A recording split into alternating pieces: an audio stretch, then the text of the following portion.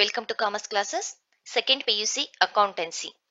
ಈ ಒಂದು ಸಬ್ಜೆಕ್ಟ್ ಅಲ್ಲಿ ನಾವು profit and loss appropriation account ಈ ಟಾಪಿಕ್ ಮೇಲೆ ಇವತ್ತು ನಾವು ಡಿಸ್ಕಸ್ ಮಾಡ್ತಾ ಇದ್ವಿ.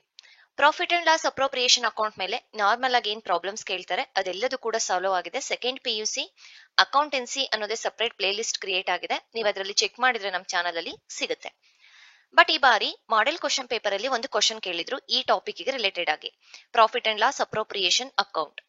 ಏನ್ ಟಾಪಿಕ್ ಅಂತ ಹೇಳಿದ್ರೆ, ಗ್ಯಾರಂಟಿ ಗಿವನ್ ಅಂದ್ರೆ ಹೊಸ ಪಾರ್ಟ್ನರ್ ಏನೊಂದು ಅಡ್ಮಿಟ್ ಮಾಡ್ಕೊಳ್ತಾರೆ, ಆ ಒಂದು ಪಾರ್ಟ್ನರ್ಗೆ ನಾವ್ ಇಷ್ಟು ಗ್ಯಾರಂಟಿ ನಿಮ್ಗೆ ಪ್ರಾಫಿಟ್ ಕೊಟ್ಟೇ ಕೊಡ್ತೀವಿ, ಅದು ಕಡಿಮೆನಾದ್ರೂ ಆಗ್ಲಿ ನಮ್ಗೆ ಲಾಸ್ ಆದ್ರೂ ಆಗ್ಲಿ ಮಿನಿಮಮ್ ನಿಮ್ಗೆ ಎಷ್ಟು ಕೊಡ್ತೀವಿ ಅಂತ ಗ್ಯಾರಂಟಿ ಕೊಟ್ಬಿಟ್ಟು ಹೊಸ ಪಾರ್ಟ್ನರ್ನ ಅಡ್ಮಿಟ್ ಮಾಡ್ಕೊಳ್ಳೋದು. ಇದನ್ನ ನಾವು ಗ್ಯಾರಂಟಿ ಪ್ರಾಫಿಟ್ ಮೆಥಡ್ ಅಂತ ಹೇಳ್ತೀವಿ. ಈ ಮೆಥಡ್ ಮೇಲೆ ಫಸ್ಟ್ ಒಂದು ಪ್ರಾಬ್ಲಮ್ ಅಪ್ಲೋಡ್ ಆಗಿದೆ ಲಾಸ್ಟ್ ಕ್ಲಾಸ್ ಅಲ್ಲಿ.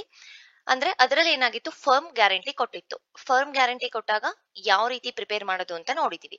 ಇವತ್ತು guarantee given by one partner, ಯಾರಾದ್ರೂ ಇಬ್ರು ಓಲ್ಡ್ ಪಾರ್ಟ್ನರ್ಸ್ ಇರ್ತಾರಲ್ಲ, ಅದರಲ್ಲಿ ಒಬ್ಬ ಪಾರ್ಟ್ನರ್ ಏನಾದ್ರೂ ಗ್ಯಾರಂಟಿ ಕೊಟ್ರೆ ನಾವು ಯಾವ ರೀತಿ ಕ್ಯಾಲ್ಕುಲೇಷನ್ ಮಾಡ್ತೀವಿ, ಪ್ರಾಫಿಟ್ ಶೇರ್ ಮಾಡ್ತೀವಿ ಅನ್ನೋದನ್ನ ನೋಡ್ತಾ ಹೋಗೋಣ. Roja and Usha were partners in a firm sharing profit and loss in the ratio of 3:2. Roja and Usha ಇಬ್ರು ಪಾರ್ಟ್ನರ್ಸ್ ಇದ್ದಾರೆ, old partners. Okay, profit and loss ಅನ್ನ ಅವರು 3:2 ರೇಷಿಯೋದಲ್ಲಿ ಶೇರ್ ಮಾಡ್ಕೊಳ್ತಾ ಇದ್ದಾರೆ. ಇದೇನಿದೆ ಹೋಲ್ಡ್ ರೇಷಿಯೋ ಆಗುತ್ತೆ. ದೇ ಅಡ್ಮಿಟ್ ಸಹನಾ ಅನ್ನೋ ಒಬ್ಬ ವ್ಯಕ್ತಿನ ಅಡ್ಮಿಟ್ ಮಾಡ್ಕೊಳ್ತಾ ಇದ್ದಾರೆ. 1/6 ಶೇರ್ ಇನ್ ಪ್ರಾಫಿಟ್ಸ್. ಅವರಿಗೆ ಶೇರ್ ಎಷ್ಟಿದೆ, 1/6. 6 ಭಾಗದಲ್ಲಿ ಒಂದು ಭಾಗನ ಸಹನ ಕೊಡ್ತೀವಿ ಅಂತ ಹೇಳಿದ್ದಾರೆ. ಹಾಗೇನೆ ಇನ್ನೊಂದು ಗ್ಯಾರಂಟಿ ಕೊಡ್ತಾ ಇದ್ದಾರೆ, guaranteed that is share of profit will not be less than 25,000. ಅವಳಿಗೆ ಹೋಗ್ಬೇಕಾಗಿರೋ ಒಂದು ಪ್ರಾಫಿಟ್ ಏನಿದೆ 25,000ಕ್ಕಿಂತ ಕಡಿಮೆ ಇರಲ್ಲ ಅಂತ ಗ್ಯಾರಂಟಿ ಕೊಡ್ತಾ ಇದ್ದಾರೆ. ಯಾರು ಗ್ಯಾರಂಟಿ ಕೊಡ್ತಾ ಇದ್ದಾರೆ? The total profit of the firm were 90,000. ಆ ಒಂದು ಫರ್ಮ್ ಅಲ್ಲಿ ಪ್ರಾಫಿಟ್ ಎಷ್ಟಾಗಿದೆ, 90,000 ರುಪೀಸ್ ಆಗಿದೆ. Calculate share of profit for each partner when the guarantee is given by Roja. Guarantee ಕೊಡ್ತಾ ಇರೋದು ಯಾರು? ರೋಜಾ ಅನ್ನೋ ಪಾರ್ಟ್ನರು ಸಹನಾಗೆ ಗ್ಯಾರಂಟಿ ಕೊಡ್ತಾ ಇದ್ದಾರೆ. 25,000 ಮಿನಿಮಮ್ ನಾನು ನಿನಗೆ ಪ್ರಾಫಿಟ್ ಕೊಡ್ತೀನಿ, ನನ್ನ ಫರ್ಮಿಗೆ ಬಾ ಅಡ್ಮಿಟ್ ಆಗುವಂತ ಹೊಸ ಪಾರ್ಟ್ನರ್ನ ಅಡ್ಮಿಟ್ ಮಾಡ್ಕೊಳ್ತಾ ಇದ್ದಾರೆ. ಈಗ 25,000ಕ್ಕಿಂತ ಕಡಿಮೆ ಅವಳಿಗೆ ಏನಾದ್ರೂ ಈ ಶೇರ್ ಅಲ್ಲಿ ಪ್ರಾಫಿಟ್ ಹೋಯ್ತು ಅಂದ್ರೆ ಇನ್ನ ರಿಮೈನಿಂಗ್ ಏನಿದೆ ಒಂದು ಪ್ರಾಫಿಟ್ ಅನ್ನ ಯಾರು ಕೊಡ್ಬೇಕಾಗತ್ತೆ? ಈ ರೋಜಾನೇ ಕೊಡ್ಬೇಕಾಗತ್ತೆ. ಅವಳ ಪ್ರಾಫಿಟ್ ಅಲ್ಲಿ ಆ ಒಂದು ಶೇರ್ ಅನ್ನ ಸಹನಾಗೆ ರೋಜಾನೇ ಕೊಡ್ಬೇಕಾಗತ್ತೆ. ಇದರಲ್ಲಿ ಉಷಾ ಏನು ಕೊಡೋದಿಲ್ಲ. In case profit guarantee given by firm ಅಂತ ಇದ್ದಿದ್ರೆ ಇಬ್ರು ಪಾರ್ಟ್ನರ್ಸ್ ಕೂಡ ಕೊಡ್ತಾ ಇದ್ರು, ಓಲ್ಡ್ ರೇಷಿಯೋದಲ್ಲಿ ಕೊಡ್ತಾ ಇದ್ರು. ಓಕೆ, ಈಕ್ವಲಿ ಅಂತ ಇದ್ದಾಗ ಯಾವ ರೀತಿ ಇರುತ್ತೆ ಅಂತ ನೆಕ್ಸ್ಟ್ ವಿಡಿಯೋದಲ್ಲಿ ನೋಡೋಣ. ಇವತ್ತು ರೋಜಾ ಈಗ ಒಂದು ಒಬ್ಬ ಪಾರ್ಟ್ನರ್ ನೇಮ್ ಅನ್ನ ಕೊಟ್ಟಾಗ ಯಾವ ರೀತಿ ನಾವು ಕ್ಯಾಲ್ಕುಲೇಷನ್ ಮಾಡೋದು ಅಂತ ನೋಡ್ತಾ ಹೋಗೋಣ. ಫಸ್ಟ್ ನಾವೇನ್ ಮಾಡ್ಬೇಕು, ಪ್ರಾಫಿಟ್ ಅನ್ನ ಈ 90,000 ಏನಿದೆ ಇದನ್ನ 3 ಜನ ಪಾರ್ಟ್ನರ್ಸ್ಗೂ ಕೂಡ ನಾವು ಕೊಡ್ಬೇಕು ಅಂತ ಹೇಳಿದ್ರೆ ಹೊಸ ರೇಷಿಯೋ ಬೇಕು. ಏನ್ ಬೇಕು? NPSR, ನ್ಯೂ ಪ್ರಾಫಿಟ್ ಶೇರಿಂಗ್ ರೇಷಿಯೋನ ಕ್ಯಾಲ್ಕುಲೇಷನ್ ಮಾಡ್ಕೋಬೇಕು. ಇದನ್ನ ಒಂದು ನೋಟ್ ಅನ್ನ ನಾವು ಪ್ರಿಪೇರ್ ಮಾಡಬೇಕು. ಹಾಗೇನೆ ನೋಟ್ 2, ನಮಗೆ ಎಷ್ಟು ಡಿಫಿಷಿಯನ್ಸಿ ಇದೆ, ಹೊಸ ಪಾರ್ಟ್ನರ್ಗೆ ನಾವು ಕೊಡ್ಬೇಕಲ್ವಾ ಪ್ರಾಫಿಟ್ 25,000, ಅವಳ ಶೇರಿಗೆ ಅಷ್ಟೇ ಇದೆಯಾ ಇಲ್ಲ ಕಡಿಮೆ ಇದೆಯಾ, ಎಷ್ಟು ಕಡಿಮೆ ಇದೆ ಅನ್ನೋದು ಕೂಡ ನಾವು ಕ್ಯಾಲ್ಕುಲೇಷನ್ ಮಾಡ್ಕೋಬೇಕಾಗುತ್ತೆ.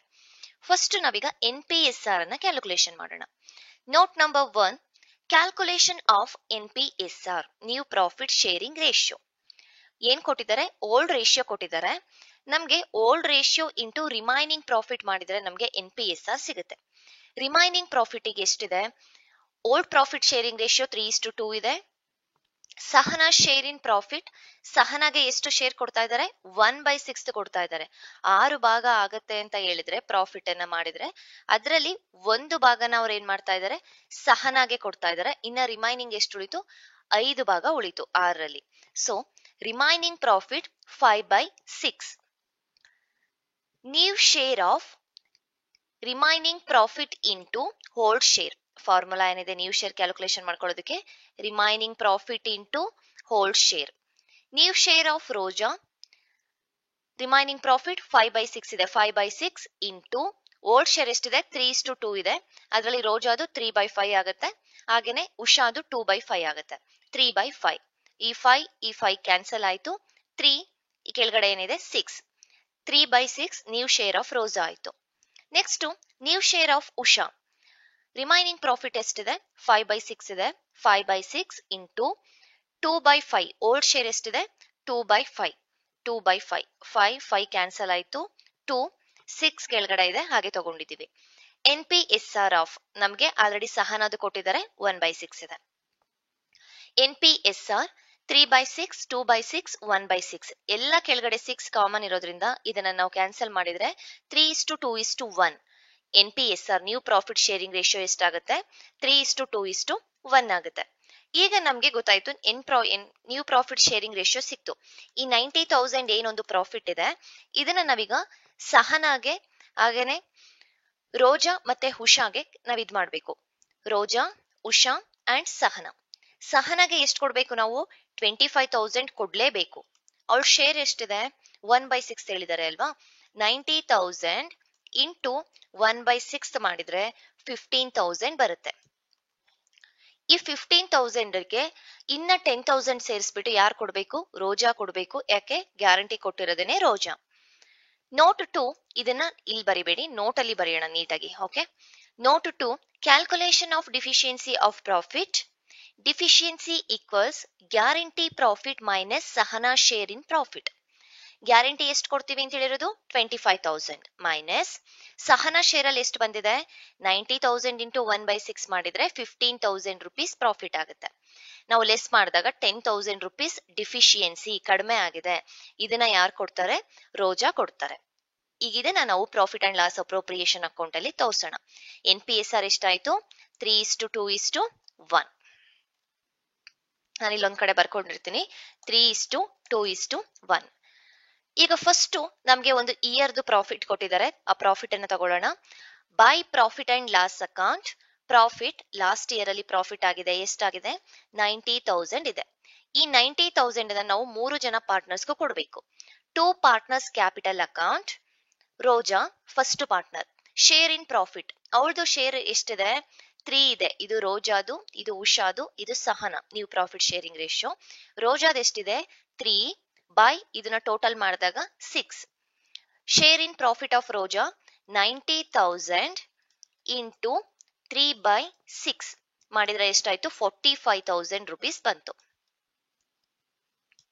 Next minus share in deficiency.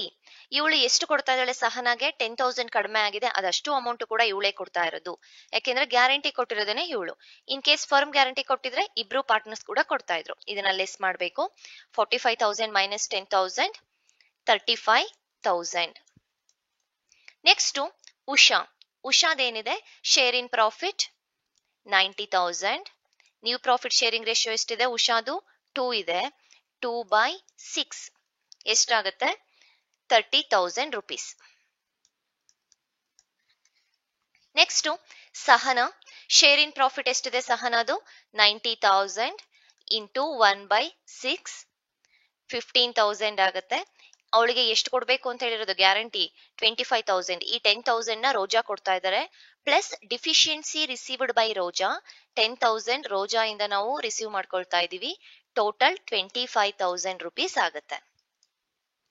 Total ಮಾಡಿದಾಗ ನಮ್ಗೆ ಎರಡೂ ಕಡೆ ಕೂಡ ಸೇಮ್ ಬರುತ್ತೆ. 90,000 ಏನಾದ್ರೂ ನಮಗೆ ಸೇಮ್ ಬಂದಿಲ್ಲ ಅಂದ್ರೆ ನಾವೆಲ್ಲೋ ಕ್ಯಾಲ್ಕುಲೇಷನ್ ಮಿಸ್ ಆಗಿದೆ ಅಂತ. ಓಕೆ, ಇದು ನಿಮ್ಗೆ 6 ಮಾರ್ಕ್ಸ್ಗೆ ಪ್ರಾಬ್ಲಮ್. ಫಸ್ಟ್ ಒಂದು ಮೆಥಡ್ ಅಲ್ಲೂ ಕೂಡ ನಾವು ಮಾಡಿದೀವಿ. ಹಾಗೇನೆ second method profit guarantee profit method. ಈ ಎರಡು ಮೆಥಡ್ ಮೇಲೂ ಕೂಡ ನೀವು profit and loss appropriation account ಅಲ್ಲಿ ಪ್ರಾಬ್ಲಮ್ಸ್ ನ ನೋಡ್ಕೋಬೇಕಾಗುತ್ತೆ. ಈ accountancy second PU accountancy related ಎಲ್ಲದೂ ಕೂಡ ಸಪರೇಟ್ ಪ್ಲೇ ಲಿಸ್ಟ್ ಅಲ್ಲಿ ನಿಮ್ಗೆ ಚೆಕ್ ಮಾಡಿದ್ರೆ ಸಿಗುತ್ತೆ. ಹಾಗೇನೆ ನೆಕ್ಸ್ಟ್ ಒಂದು ವಿಡಿಯೋದಲ್ಲಿ ನಾವು ಇದೇ ಮೆಥಡ್ ಮೇಲೆ profit and loss appropriation account guarantee profit method ಮೇಲೆ ಈಕ್ವಲಿ ಪಾರ್ಟ್ನರ್ಸ್ ಈಕ್ವಲ್ ಆಗಿ ಶೇರ್ ಮಾಡ್ಕೊಂಡ್ರೆ ಯಾವ ರೀತಿ ಇರುತ್ತೆ ಅನ್ನೋದನ್ನ ನೆಕ್ಸ್ಟ್ ವಿಡಿಯೋದಲ್ಲಿ ಸಾಲ್ವ್ ಮಾಡೋಣ. Thank you.